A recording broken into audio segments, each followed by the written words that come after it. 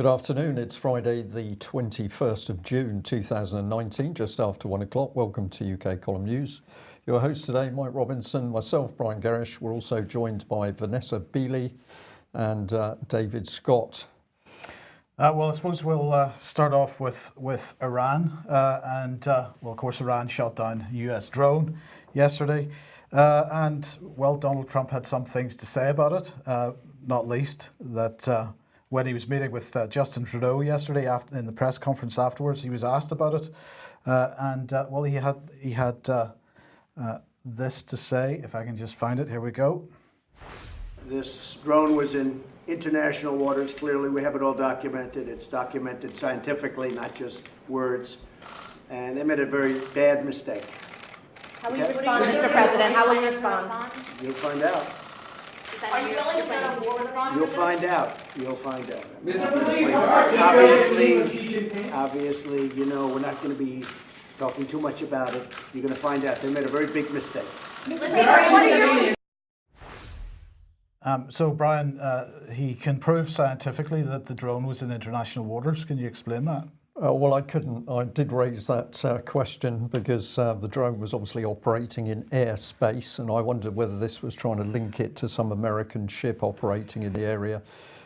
So we're not quite sure what Mr. Trump was, why he was using international waters. I'll just add that the other day when we reported on him being in Poland, it was pointed out to me that the journalist who asked the question did actually shift the question away from Mr. Trump. So I do owe President Trump an apology for that report. However, on this one, he's clearly confused about airspace and international waters. Well, indeed, and then he became confused about whether he was actually going to attack Iran or not, because this is the New York Times who broke the story, because they had been speaking to senior White House officials that they were claiming that strikes had been planned against a handful of targets, that the operation was underway in its early stages when Trump stood the US military down. The White House, to my knowledge, has not yet made any comment on this. So they report that as late as 1900 local time, the US military and diplomatic officials still expected the strikes on agreed targets, including Iranian radar and missile batteries, to take place. And they said that planes were in the air, ships were in position, but no missiles had been fired when the word came to stand down. Also to note that today the US have suspended commercial flights from overflying Iranian airspace and strongly recommend that other countries do the same. So let me begin by welcoming David Scott to the program and saying, what do you make of Trump's confusion? Well, it's very interesting. Confusion or indecisiveness or something else. He launched missile attacks on Syria before. We were very critical of him for doing so.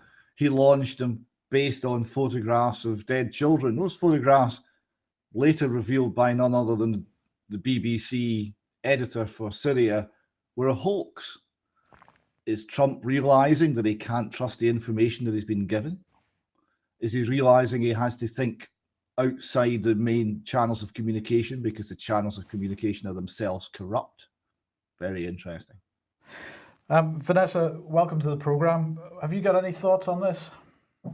Yeah, I mean, I think what's interesting, I think what we're saying is supreme brinkmanship by Iran, actually. I think people underestimate the fact that Iran already considers itself to be at economic war with America because of the increase in the sanctions, the withdrawal from the nuclear treaty. They don't see the US as any sort of partnership to be trusted. And I think what we're seeing is a belligerent response, quite rightly, in my opinion, from Iran. And Moon of Alabama actually produced a report very recently in which they proved, or appear to prove, that actually the drone was, as you say, Brian, over national waters and over in national airspace. So it is quite within Iran's rights to bring down that drone.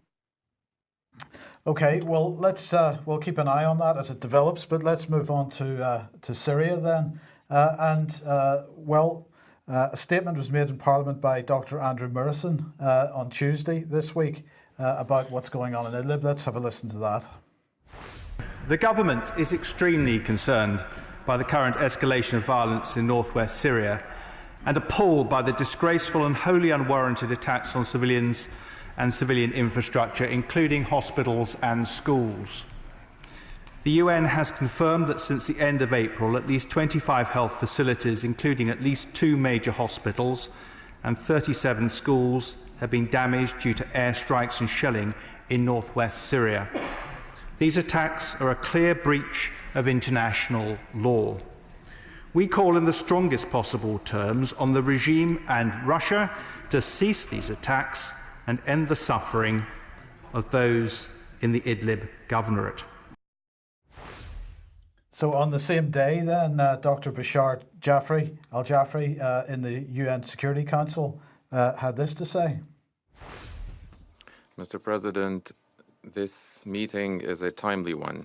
It gives us and a number of other countries the opportunity to inform the Council of the terrorist attacks launched by armed terrorist groups from Idlib against neighboring cities and towns in the suburbs of Aleppo, northern Hama, and northern Latakia. Vanessa, it seems to me that we've been here before in Homs and in Aleppo, it's the same old rhetoric from the West. Is this going to, are they actually able to get any traction on this time? I don't see how they possibly can. Yeah, I mean, you're quite right. It's exactly the same rhetoric that we heard during the liberation of eastern Aleppo, of eastern Ghouta, of all areas of Syria that were under the occupation of the various extremist and terrorist armed groups. And of course, in Idlib, even Brett McGurk has admitted last year that it's the largest al-Qaeda haven since 9/11. So, you know, the fact that our government is defending what are effectively terrorist mercenaries who are occupying and continuing a campaign of using civilians as human shields, hostages, preventing them actually leaving Idlib safely via the Russian-Syrian humanitarian corridors. Again, this is a repeat of what we've previously seen. But what is also very important here, this hospital narrative, what is never brought into context is actually the number of hospitals in the areas that are being talked about. Now, a simple look at the Ministry of Health website in Damascus, which keeps statistics on all of the hospitals across Syria, will show that there are 34 hospitals in total in Idlib province, scattered across the various towns and cities. Of those, 4 are public hospitals, 30 are private health centres and hospitals. So the figures that we're receiving via the UN and the various NATO-aligned institutions like Syrian Network for Human Rights of up to 29 hospitals already destroyed or targeted by the Russian-Syrian military campaign are clearly sensationalist. If we then look at what the White Helmets are producing, they're trying to show images of an area of Idlib with more than 15 hospitals and 4 White Helmet centres. It starts to raise the question, are these hospitals, are they hospitals that have been requisitioned as military units by the armed groups dominated by al-Qaeda in Idlib, as they were in East Aleppo and Eastern Ghouta, or are they military units? We know that that is also true, that hospitals, one, have been taken over as military centres, but also that underground military units, prisons, etc., are being described as hospitals by elements like the White Helmets or even by the terrorists themselves. And this is what is being run with by Western media and, of course, our governments who are continuing their campaign to destabilise Syria. At the same time, of course, quite right. Sorry. No, I was just going to say, in the meantime, towards the end of that statement, Dr. Andrew Morrison in Parliament said last year alone, the UK provided over £80 million in humanitarian assistance in the region. And we're back to the admissions of funding going into these areas. Just as we had, if you remember, I pushed a tweet out about the fact that Boris Johnson had been standing in Gaziantep not too long ago, just before he resigned as Foreign Secretary, to describe a £40 million funding for the White Helmets and so on. So we continue to push British humanitarian aid money in for what are apparently non-humanitarian purposes. Absolutely. And I mean, this was exposed by BBC Panorama regarding the financing of the Free Syrian Police, although that was limited hangout by the BBC to basically still provide cover for the White Helmets. It did expose the fact that financing for the Free Syrian Police, which was another primarily UK incubated organisation in Gaziantep, of course, was going eventually to the terrorist entities. But the fact is that Idlib is controlled by these extremist factions led by Hayat Tahrir al-Sham, which is a rebrand of Al-Qaeda. Therefore, if we look at it as a business model, this means that any money coming into that region is going to come through those who control it. So it's going to first come to Al-Qaeda before it is distributed. So, I'll leave it to people's imagination as to how far that aid is distributed to the real civilians in Idlib. Basically, what the UK is continuing to do is to finance terrorism in Idlib. And I want to make something very clear. The Idlib campaign is a limited defensive campaign to stop and prevent the violations carried out by the terrorist groups against civilian towns and villages in the government secure areas that border Idlib and northern Hama. And those violations include the targeting of hospitals, the targeting of schools, the targeting of churches. This is never mentioned by the British government in its summary of what is happening in Idlib, of course. It is a limited campaign to push those armed groups back out of the so-called deconfliction zone that was agreed at Sochi between Russia and Turkey. And the main protagonist in Idlib that everybody should be condemning is the Turkish state that is carrying out its neo-Ottoman campaign to supply, arm, protect these armed groups inside Idlib that are effectively occupying Idlib on behalf of Turkey.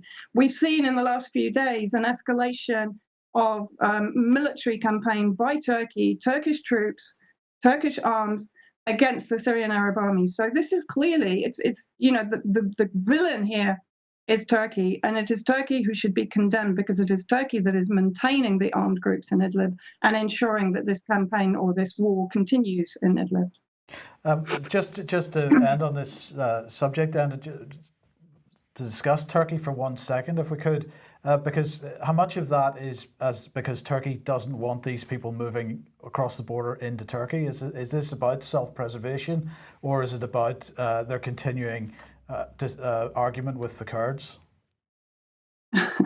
No, I don't think we can claim any sort of protectionism by Turkey when it has already got 3 million refugees, which of course we know that it's been using as a bargaining chip, and it's been receiving vast amounts of income from the EU for those numbers of refugees inside Turkey. But Turkey has also been responsible for not only incubating the terrorist groups.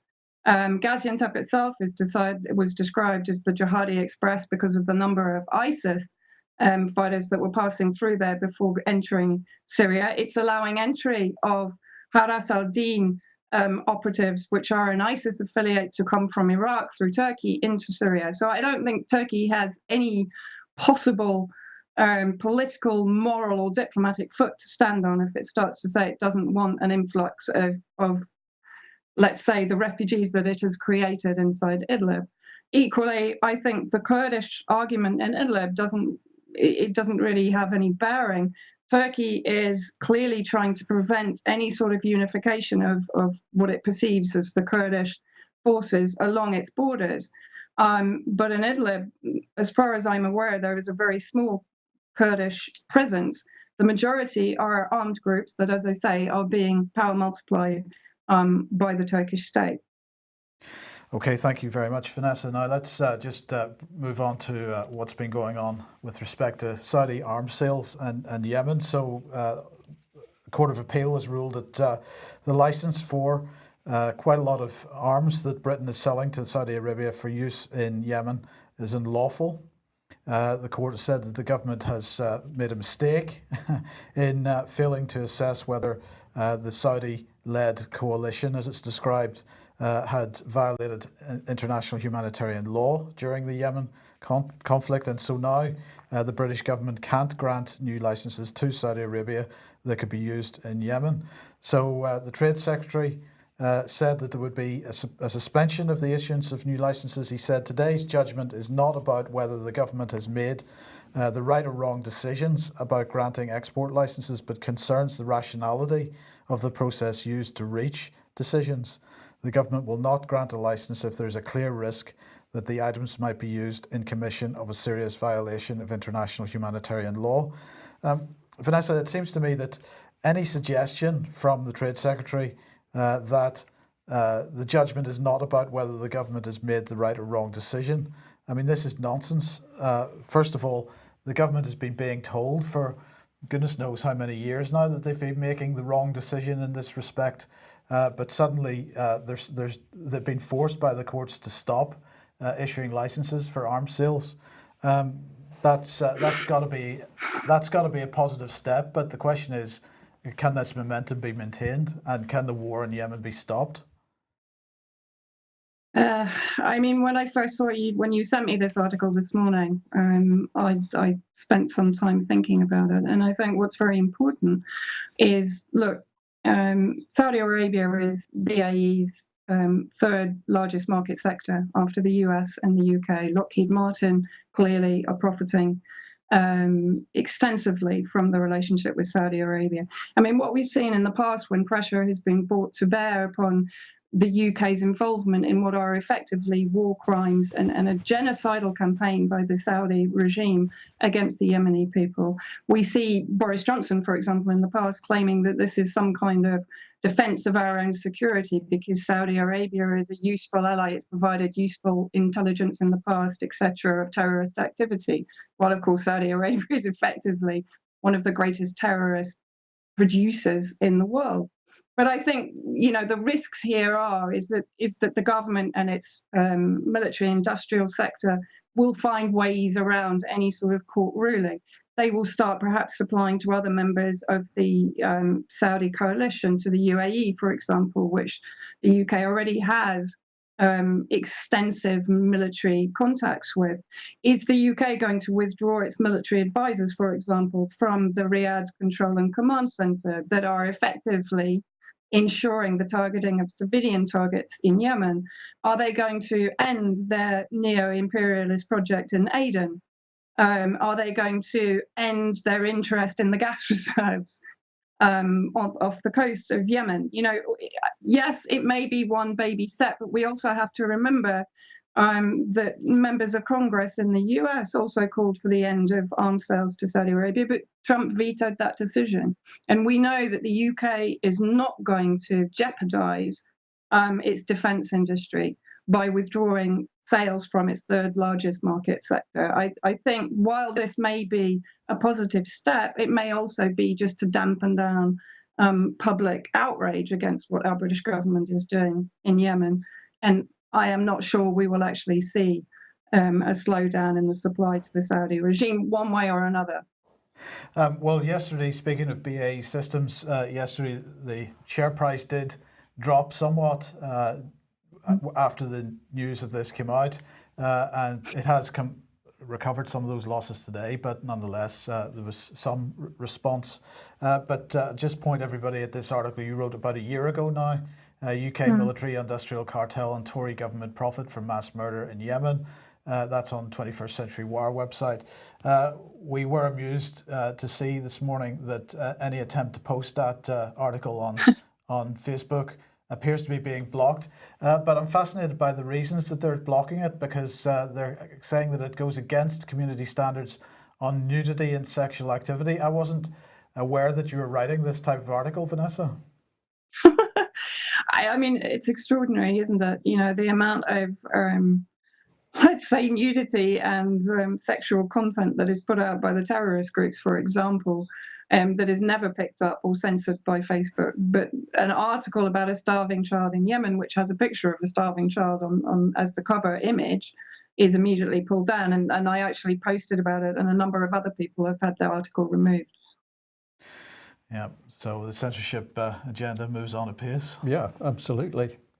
Okay, Quick reminder, if you would like to, if you like what the UK Column does, would like to support us, then please head over to ukcolumn.org/community. There are options there for supporting us. And if you would like to get hold of AV10 DVDs, they're still available at the UK Column shop. The URL's on the screen at the moment, and those DVDs will ship in about a week. On the 1st of July, I believe, is when they are actually shipping. Now let's move on to the European Council meeting, and well, Theresa May was there, strangely enough. So EU leaders, including Theresa May, are meeting for the second day of the EU summit in Brussels. And of course, one of the things that they are absolutely having to decide is who is going to be the next generation of EU leaders, who is going to replace Jean-Claude Juncker. Is it going to be Ms. Mogherini? Well, apparently they can't decide, so it's certainly not going to be a shoo-in. Brian, I was quite fascinated by the colour of Theresa's dress there, because as she moves past the EU flags... Yeah, she almost disappears. Yes. So definitely a bit of camouflage going on there, it seems. And she's back with a very big necklace with those baubles where, well, that always, when she was doing well, the size of those baubles got bigger. They did. They're there, but discreetly tucked away to some extent on this occasion. Yes, indeed. Anyway, who will replace Juncker? Will it be Mogherini? Very hard to say. Emmanuel Macron is saying that ground has been made and they're doing well, but Angela Merkel says actually not. The Luxembourg Prime Minister, he made some comment today about the situation with Brexit, and he said the decision is not taken in London. It's a deal we've done with Theresa May. It's the best possible deal. We'll not start to renegotiate again without having a reason to delay. I'm speaking about delaying, not renegotiating. So he said if you don't agree with the decision in Brussels, you'll have to again change the leader of the Tories, and again we'll have to postpone the decision.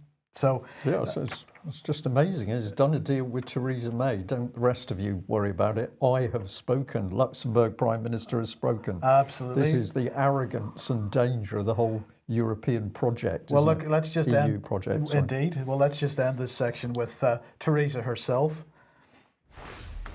This EU Council meeting is going to be discussing important issues, some of the great challenges that we face across Europe and indeed more widely. Climate change will be one of the issues we're looking at, external relations as well. And of course there will be some questions about the presidencies of European institutions into the future. And of course we'll be looking, as we leave the European Union, to maintain a close and deep partnership with the European Union in the future. So I think that says it all, really, doesn't it? Well, I'm going to say credit where it's due, because clearly those were the lines that she had to learn. She didn't deliver it too well because it was a little bit like a machine speaking, but at least this time she could remember the lines. Well, she could. It's the cult training, which has been pointed out, is working well. Do you think she did a good job there, David? I don't think she's ever done a good job. It's just hideous. She's gone and she's resigned and she's no longer going to be Prime Minister. And now she's saying, well, we're going to sign up for a climate emergency and we're going to start talking about this climate nonsense, which was a scam from the start. So once she's abandoned any real authority, she goes to this narrative. It's almost as though the narrative is kind of above and beyond national politics and comes from somewhere else, and that it's a safe place for her because she can talk about that and no one will object because everyone's on board. It's very strange that at the fag end of her political career, the climate is the one she's moved to. Well, indeed. Now, let's just mention this before we move on, and that is an article from Frederick Forsyth in the Daily Express today. The dangerous European army idea marches on in Brussels. Blast Frederick Forsyth, and of course he didn't write the headline. It's a pretty excellent article. He uses all the correct language. So over in Germany, he says the Defence Minister Ursula von der Leyen is happy to talk about the apparently pending European Defence Union, but here the matter is shrouded in veils of secrecy. So here in the UK, it's shrouded in veils of secrecy. And he highlights the fact that the Defence Minister, Lord Freddie Howe, has been very informative, but in private. And what he said was caught on tape. Now, the tape has been suppressed There'd be no meaningful European Defence Union without the transfer of command of the EU members' armed forces to central EU control. Our own EU Remainer fanatics know it but never mention it, and so on. I recommend people read this. Now, there's one typographical error in that, because the Express has published the name of the Defence Minister as Lord Freddie Astor. Now, of course, Lord Astor was not Defence Minister, or hasn't been Defence Minister since 2015, since David Cameron disappeared off the scene. That should say Lord Freddie Howe, just to clarify that. But very interesting. This is finally coming out into the so-called mainstream press, and it's going to be very interesting to see the result. Key bit is we're talking EU Defence Union. Now the EU army is getting pushed to one side. Quite correctly, it is EU Defence Union, and we can now wait to see what discussion there is in Westminster, if any. Absolutely. Well, let's follow it through with the new First Sea Lord, Admiral Radakin. I had to read that a couple of times. It's almost got a Russian air, and I thought, my goodness, Putin kind of appointed the First Sea Lord, but apparently not. But this man has come in with an interesting background, because he seems to be more interested in law than he is in experience within the Royal Navy, but it's a jam tomorrow delivery. So he said effectively that he promised to create a future commando force with more of our Royal Marines operating from sea. So you get the point. They're not there at the moment, but in the future that will happen. He also said there'll be a greater investment in the North Atlantic to maintain freedom of manoeuvre for the nuclear deterrent. And we'll come back on to that particular one. So he formally handed over command of more than 30,000 men and women, more than 90 warships, nuclear submarines and support vessels, the helicopter and jets of the fleet, air arm, and the elite naval infantry of the Royal Marines. And on it goes. So this is a good report by Plymouth Live, and encourage people to go and see it. But see the figure there, more than 90 warships, confidently stated. Well, that didn't seem right to me, so I went to have a little look at the actual size of the Royal Navy with key or major warships. So we've got one aircraft carrier, but not fully kitted out with aircraft.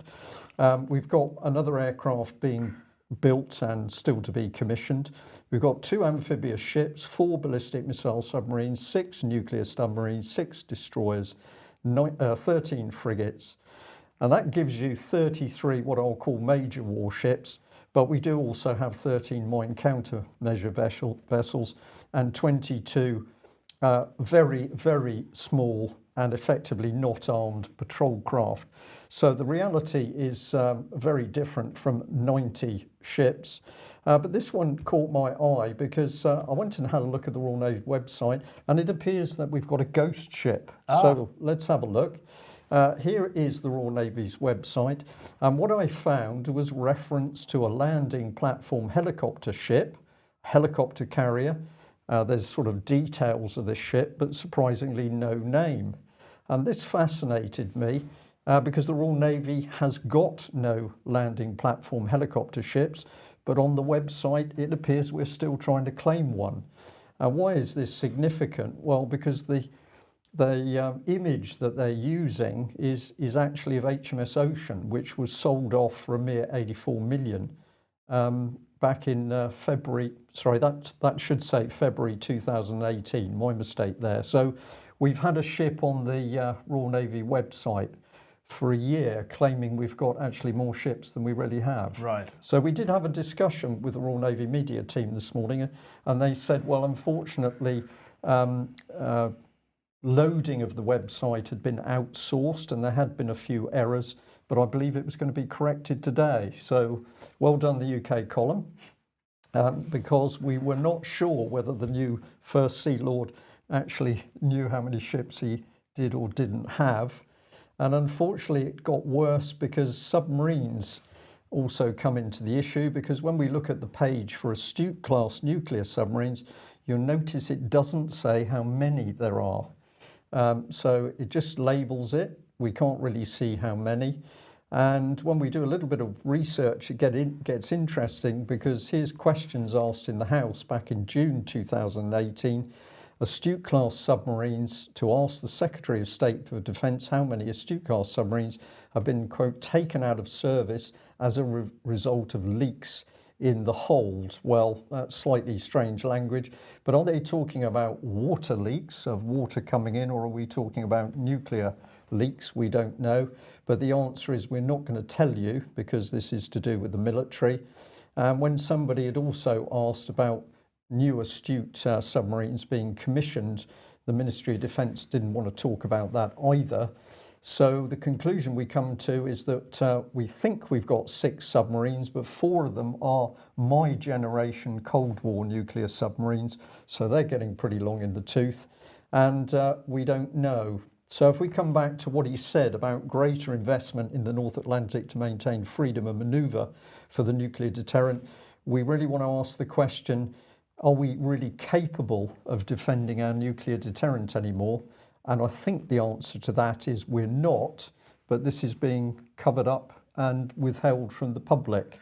But we can reassure our audience we have at least 1 Astute-class nuclear submarine, because we reported it was about 2 weeks ago. We reported this that somebody had been arrested for flying their drone too close to an Astute-class submarine. Now, we don't know, it doesn't say in the article whether the Astute-class submarine was going out of the Clyde, coming into the Clyde, was coming out of Faslane and sailing around a little bit and going straight back in again. We've no idea what the circumstances were, but there you go. We have one. There we go. But we'll end on this. This is thanks to Wikipedia.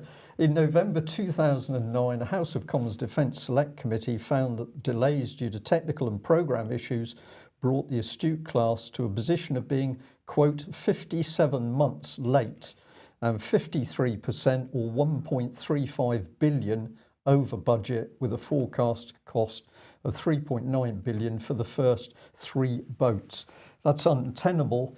I think what we've got going on is fraud in the military procurement system. RUSI, interestingly, last night had a meeting talking about fraud in UK. Some members of the public who attended in the audience said that the RUSI team were about 15 years out of date and clearly had no idea of the scale and type of a corruption going on in UK in 2019.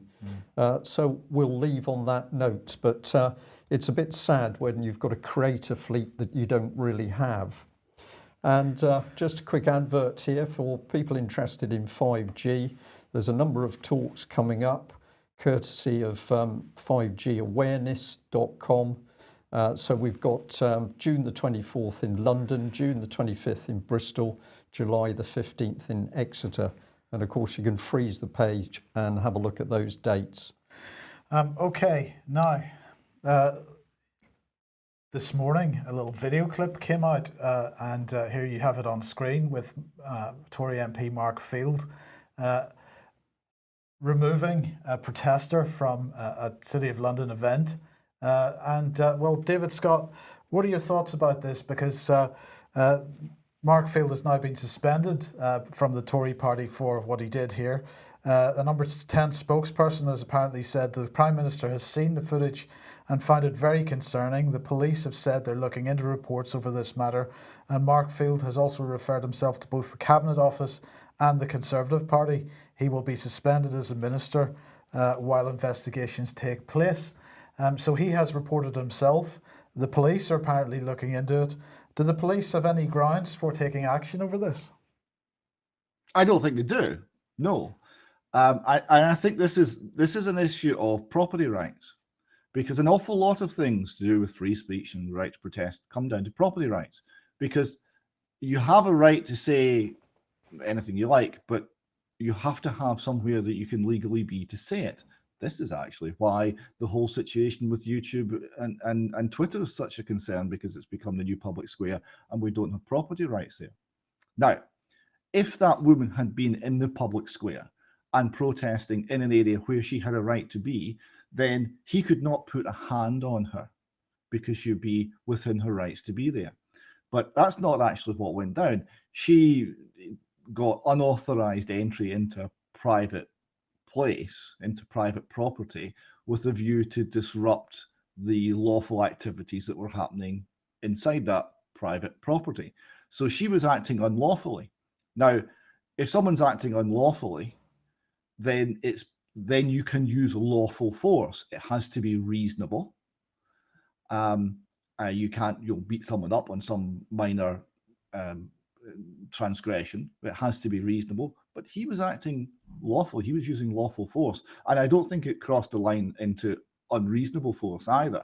Now, what's then happened is there's actually been a lot of support for what he did. I'd have to say, on one level, it was tremendously funny. It was very comedic, because you have this climate activist who's so convinced of her own rightness and her own ability to go anywhere and do anything and disrupt anything because she's so right. And she was frog marched out by the scruff of the neck. I thought it was profoundly funny, and she wasn't hurt and shouldn't have been hurt. She wasn't violent. And the issue here is, was he acting lawfully? And I would say it's lawful use of force, so he was. Now, what's then happened is, because he's in the Conservative Party, what do the Conservative Party always do? They always run away. They will not defend anything. They will not conserve anything. They will not stick up for rights and lawful versus unlawful conduct. So what's happened is the Prime Minister's undermined him. He's apologised, which means he's toast. You never apologise to social justice warriors. And I didn't turn my phone off. I'm very sorry about that. He's now going to have his career destroyed. And it's not based on him actually having broken the law. Whether he'll be prosecuted for something is another matter, because it's no longer clear whether the law is knowable by reason and logic anymore. I've suggested it's not. It's unknowable and it's random.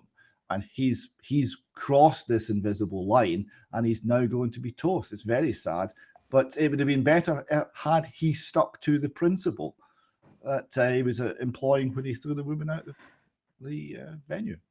Do you agree with David's position here? Well, I find this one a fascinating thing to watch, and I've watched the clip again while you were talking through that, and I'm prompted because it's already raised some discussion in our chat box, because some people think that he was over aggressive. I have to say, I rather come down on that line, that I think he could have just held his hand out and stopped the lady, but he did manhandle her. But it's an irony here, because the men in the black suits, who are they, and could some of them actually be the ones funding the lady in red and her organisation? That's where I'd like to go with this question. Who are these people that were meeting in that room, having a private brief by the Chancellor, and who is the lady in red and her team, and who funds them? David, we're running out of time here, and I want to get onto the Scotland issue in 1 second, but let's just ask this question. Mark Field looked pretty angry. The look on his face, he was pretty head up when he did what he did. So you stand by your position that he wasn't overly aggressive there?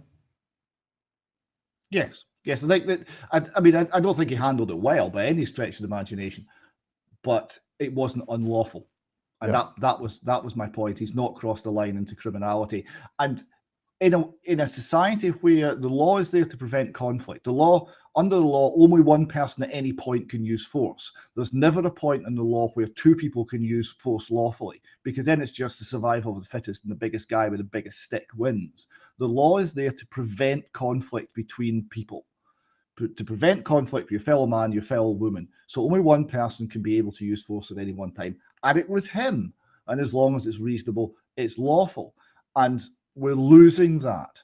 And when we lose that, we lose the rule of law. We lose the law as a means of regulating relations between us in this land. And that's something that we'll regret deeply.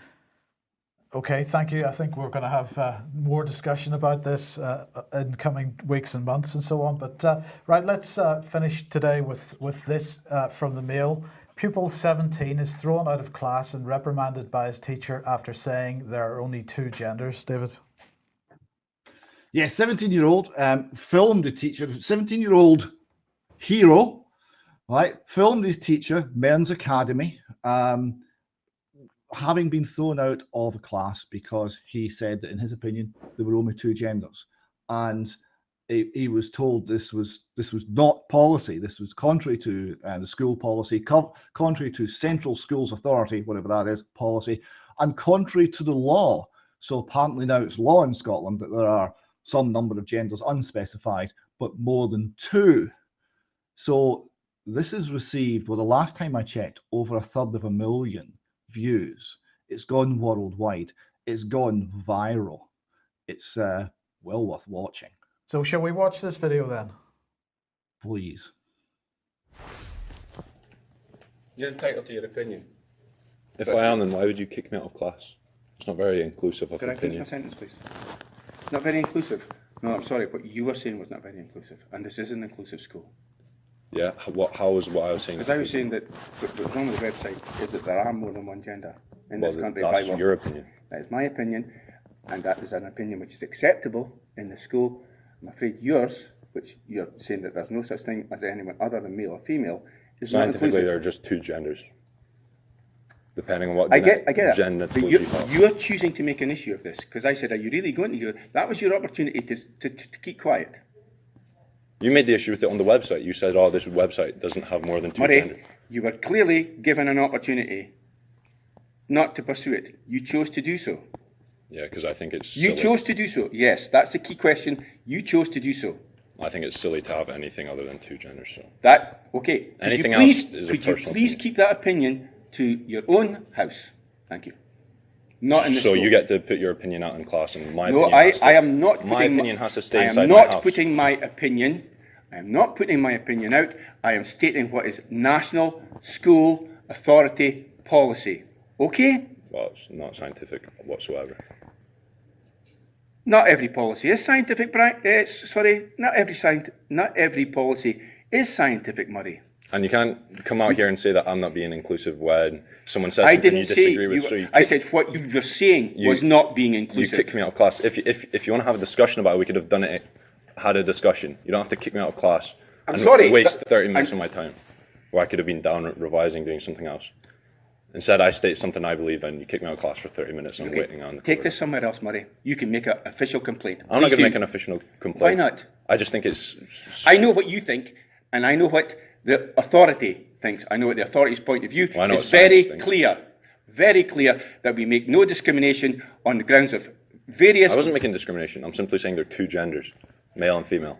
Yeah. Anything else is a personal identification. I'm sorry, but you chose to make an issue of making a point which is contrary to policy. You right? made the issue when you complained about the website, sir. Yes, and I made it in a way. And I responded to and that I by made, saying, but there are only 2 genders. and I never said made the issue. That, okay, I am not going here. You can choose, but you're making bad choices. I'm making bad choices, okay. I think- Well, can I take my bag and go to the research here and start revising No, it? you can stay here. Okay, I'll stay here. Thanks for wasting my time. Murray, I am not allowed to tell you how much of my time you have wasted. Okay, so. He was pretty angry, David. He was pretty. No, that's the guidance teacher, Neil Westland. That's the named person for that young man, and yes, he was quite angry. What a fascinating little exchange, though. So we've now got truth is set by policy, and if you do not agree with policy, you must remain silent. You're allowed to voice your opinions in your own home, but not in the school. We're not allowed to have discussions in the school. Now, I would say, but my first reaction to seeing that was, here you have a young man, I understand he's only 17 years old. He's able to stand up against authority, he's able to stand up for what he believes. His evidence for what he believes is based on scientific understanding of the nature of men and women, and chromosomal right down to a cellular level. And he has evidence for that, and he's standing up for what he's believed, and he's prepared to take criticism, he's prepared to take flack, he's prepared to argue his case. Is that not what education's meant to be about? Is that not the sort of young man that we should be creating through an education system, who's able to debate, able to stand up, able to make up his own mind by the time he's 17? He's an adult, virtually. He's old enough to get married. He's old enough to sign on for the military. He's able to stand up and put forward his point of view and argue his case. Is that not what we're trying to achieve? Not in Scotland. No, in Scotland, it's about compliance with policy, and it's Orwellian. It absolutely is. I don't think this is limited to Scotland. It's absolutely not. But this has gone worldwide. I mean, this has been picked up in. I saw reports in Spain, reports in America. It's been picked up worldwide, and it's made Scotland an exemplar for this approach. Yes. What have we got? We've got Chinese communism now in the schools in Scotland. And of course, this is immensely dangerous. It isn't stupid, it is immensely dangerous. I think we're going to be talking more about this type of subject because it's controlling people's minds. It's controlling the minds of children. Well, we're going to do, if David's got a little bit of time here, we're going to do an extra time for our members, and we're going to talk a little bit more about this in a couple of minutes. Okay, well, we will leave it there. Thank you very much for joining us today. Things are getting very, very serious, obviously, within UK, but also overseas in the Middle East. We will continue to report on that. But it is clear that governments north and south of the border are now undertaking a vicious attack on families and the minds of our children. It needs to be stopped. Thanks for joining us. We will be back at the same time on Monday. Bye-bye. Bye-bye.